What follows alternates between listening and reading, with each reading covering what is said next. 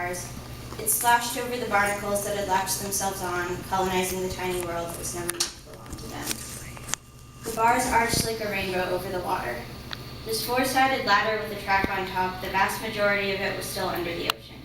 Only the very top of its arc remained above sea level. It poked out, most of it still orange. It was almost like a warning sign delivered years too late. Where the bars met the water was where the anticipation would have started building into excitement, and at the very top of the arc was the pivotal moment. The people, suspended for just a second at the top of the world, their eyes bright and their mouths widening and their veins coursing with too much sugar, they would have let loose their screams and begun to drop down into the thrill of the ride. They would have gained momentum like a meteorite falling to Earth. First, achingly, landing only enough to shoot back up into the sky again, though nothing could compare to the first achingly tall drop. Nothing could compare to the only part of this place that was left above water. It sat ghostly silent now. On top of the ark sat a seagull, indefinitely watching the surface of the sea.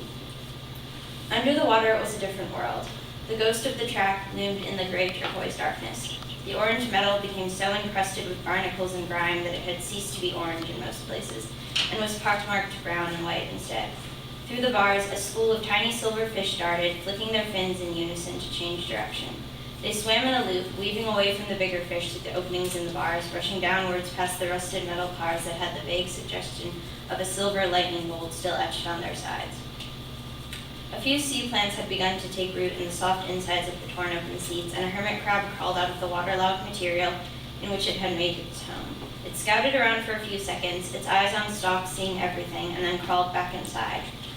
Near the roller coaster, down even lower, were the arcade stalls. Faded scraps of red and white striped awning flapped slightly with the motion of the water, and things lived in the softened wood and metal. A flexible pink starfish with arms like a child's scribble inside peeked out from behind one of the posts. Inside a collection of broken bottles that still littered the inside of one stall, tiny fish hid from the things that wanted to eat them. Tangled messages suspended from the ceiling, which must have once been stuffed animals or pillows, had accumulated quite a collection of hanging seaweed and plankton. There was a teacup ride a short distance away, and fish swam in and out of the rusted metal gates that had once opened and closed, letting people in and out of the spinning cups. Parents lifted up small children, siblings raced each other to be the first one inside. Nothing grew inside those cups, even as the paint flaked off. The insides of the cups seemed somehow hyper-empty. They reverberated with the laughter of the children who were not there. No fish that swam inside stayed there for long, not even the predators. At the far edge of this metallic underwater jungle, a wooden sign stood on unsteady barnacled posts. The faded blue lettering read Seaside Park. The surface of the water was no longer quiet. Something was moving closer. The seagull heard it first. It sat there watching the thing approach with blank black eyes, impassive and stoic. When the thing got too close, it simply flew off. Didn't shriek, didn't squawk, hardly even ruffled its feathers. It simply took off, motionless as a piece of paper flying in the wind. It flew over a piece of trash-strewn water and vanished. The thing in the distance began to move faster. It was a sleek, glass-bottomed boat, as pure white as a cloud, that seemed to glide over the water. It would have been peaceful if not for the noise the thing made. It made a loud chugging sound, a motorboat. Spraying out erratic bursts of water behind it, the boat alternated between slow gliding and occasional sudden spurts of speed.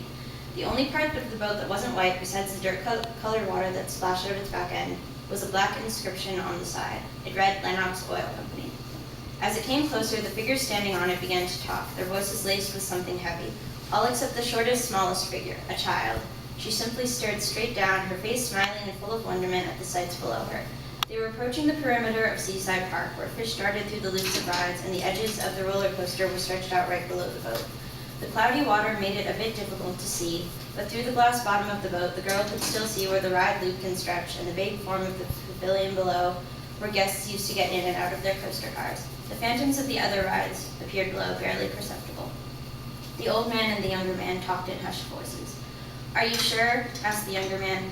"I don't want you to get too stressed. You know, the doctor said, I need closure, damn it. I'm not going to live forever," grunted the older one. The younger man nodded. He turned to the girl who was still watching the sea. "Your grandpa's going to be in and out in 30 minutes, and then we'll go back to shore, okay?" he said to his daughter. The girl nodded. She stared down at the bottom of the boat, watching another school of silverfish flit by. "So pretty," she whispered to herself. The girl's grandfather began talking to her as he put on his scuba gear. "I used to go here in the summer, all the time," he said in a husky voice. "You would have loved it. They served cotton candy and popcorn right by the roller coaster. I went on that thing 1,000,000 times. There's nothing that compares to that first drop. Nothing. Why is it underwater now? Asked the girl, still looking straight down.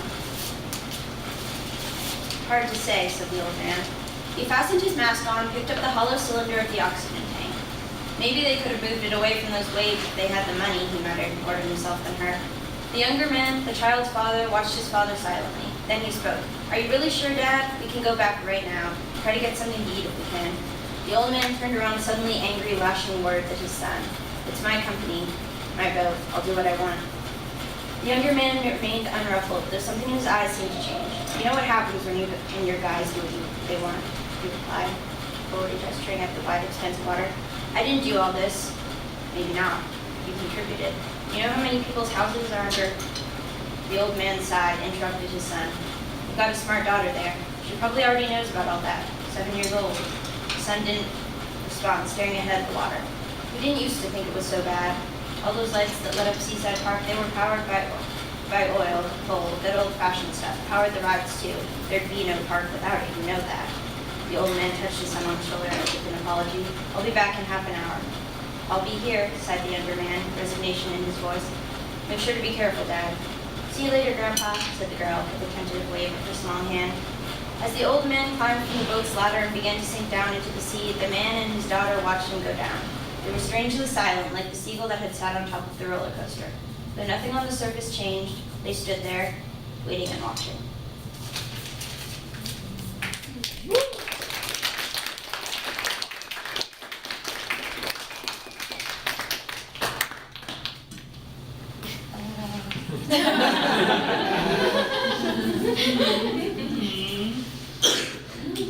Yeah, I'm just gonna keep doing this.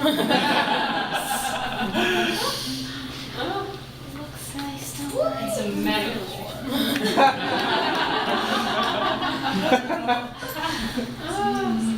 I kind of want to watch this be finished, so does everybody want to continue watching? Yeah. I'm just gonna oh, it's being enveloped by the water. It's a metaphor. I wish I wish I'd had like a bigger brush. I would have just like drawn it down like the whole thing. Yeah. Just throw the water at the wall. Don't do it.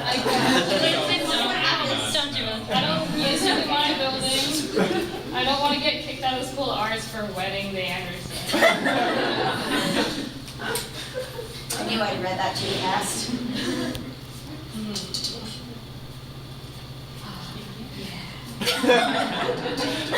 Oh, Can I help you? I keep forgetting you can all hear me. Inside the artist's mind. I feel like I'm watching a Bob Ross. Every little tree needs a friend. Melt the happy little trees.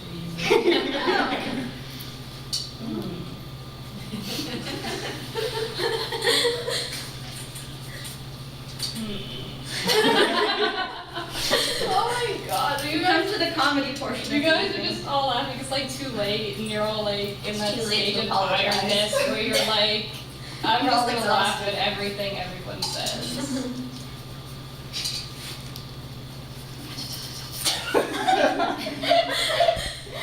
That's what happens when global warming comes to this earth.